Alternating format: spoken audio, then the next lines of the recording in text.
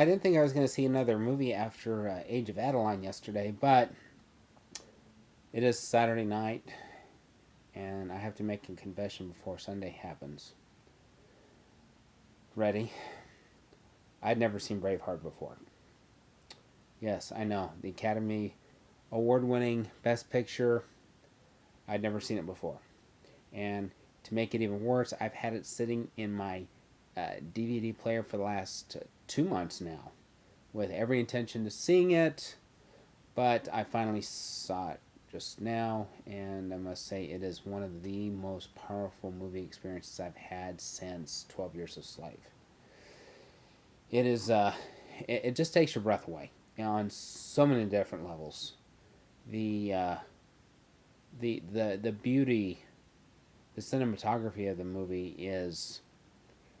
Um, I know a lot of Lord of the Rings was. Um, I don't think it was CGI. I don't think it was computer generated. I think most of it was real. I'm trying to think of another movie off the top of my head where I can say um, that the breathtaking uh, area that you are taken to in, I have to make sure I get it right now, Scotland, and I was just blown away by how beautiful the terrain is. The story itself has so many dimensions to it. There is a love story, since I'm fresh off of Age of Adeline.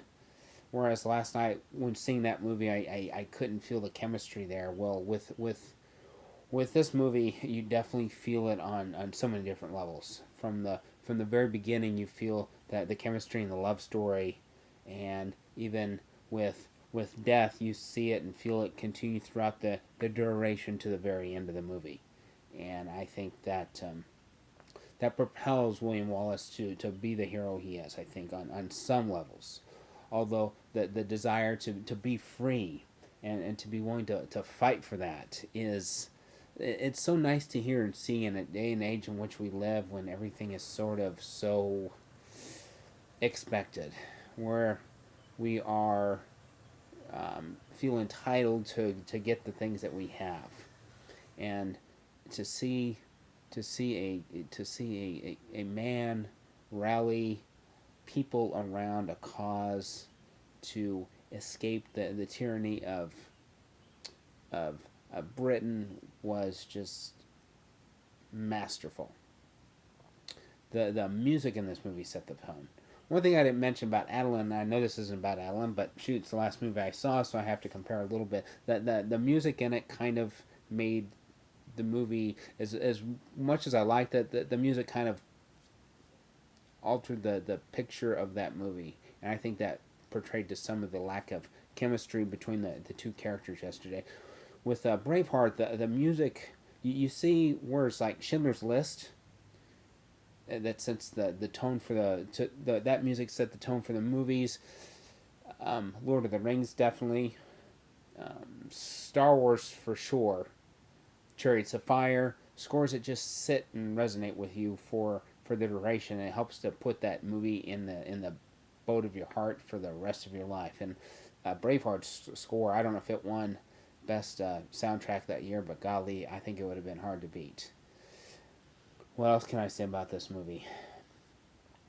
I feel the way divided into acts, first act, second act, where the Wallace and his band of freedom fighters take on the first wave right before they go to York. That battle scene out in the field where they moon everybody and do some uh, unique formations to get through that battle.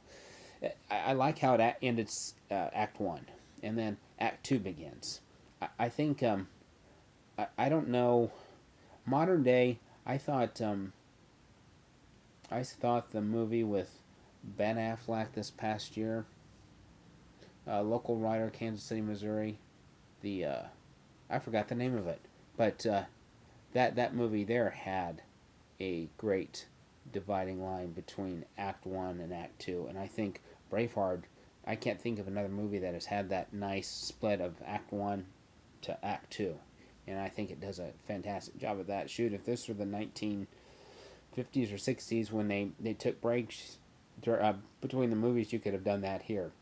And I thought that was fantastic, where it carried, it peaked, it gave you a chance to breathe, and then it carried on to the next section. I thought that was well done. And I think anything else, gosh, this movie was so rich, and you're gonna have to pardon my rambling on this. I am literally coming off. Whereas when I do some of the other ones, I can drive and think, but this one here is so powerful that I don't know that words can really describe my feelings with Braveheart. Is definitely one of the. I think if it would have went up for Best Picture this year, it would have won easily. 12 Years a Slave may have still beaten it 2 years ago. Um, it was just a truly phenomenal movie. And so, like I talked about with freedom, I think that's one thing that we need to take into consideration. What is it that we're willing to fight for? And I'm all about peace and justice, but sometimes you got to stand up and take a stand for some things that you believe in. And I think those types of folk are becoming few and far between. We talk about leadership, and I think that's one of the big voids that we have in our modern day world is true leadership. So on that note, I'm going to say goodnight. Again, if you're behind with Braveheart, definitely check it out. I did think it kind of cut out a couple of scenes, but and I'm thinking of the scene where his now wife is about to be executed, and they show her execution, but then all of a sudden they show Mel Gibson coming in on a horse. I thought that was I didn't know if I thought maybe there was something missing in the particular DVD I got, but it was kind of an odd. Uh, she gets killed, and all of a sudden he's out in the field waiting for her, and then he ends up coming back in. I thought that was kind of odd, but then as the movie goes, and the soon-to-be Queen of Britain talks to her sidekick friend or whatever about that setup and plan, it clarifies itself. So go out and see it. Once in a while, I will do these kind of videos of things that I had not seen before. I've never seen Chariots of Fire, so that might be one that is next. So again, you have a great night, and God bless. Bye.